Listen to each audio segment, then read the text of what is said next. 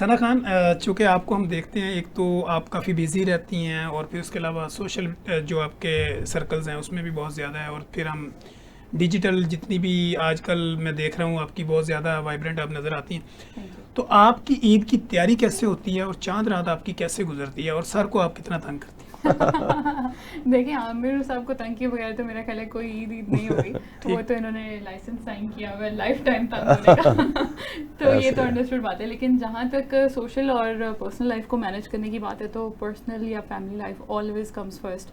اور اس میں یہ نہیں ہے کہ عامر کی طرف سے کوئی مخصوص ہدایت ہے مجھے، کیونکہ ان کی طرف سے تو اللہ کا شکر ہے انڈیپینڈنس اور نہیں، وہ تو مجھے نظر آتا ہے جب ہم آپ کو بلاتے ہیں تو ہمیں سر سے نہیں پوچھنا پڑتا.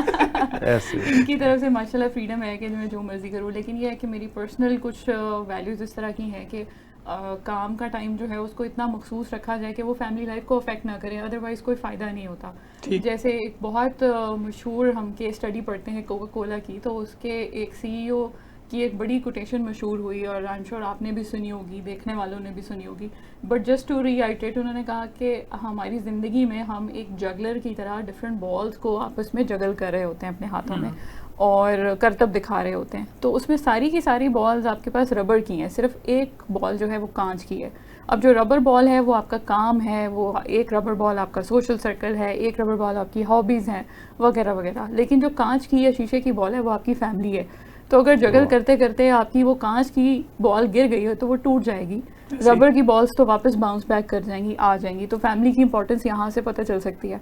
باقی یہ ہے کہ چاند رات جو ہے وہ خاص طور پہ بڑی عید پہ بہت ہیکٹک ہوتی ہے، کیونکہ جو بھی جانور توفیق اللہ دے وہ ہمارے گھر پہ ہوتا ہے تو اس کی خدمت کرنا، اس کو کھلانا پلانا، اس کو مہندی لگا کے سجانا وغیرہ، اگلی صبح کی تیاریاں، جس میں عامر صاحب پریفر کرتے ہیں کہ ہم خود جانور کے ساتھ جو ہے وہ سارا ٹائم بھی اسپینڈ کریں.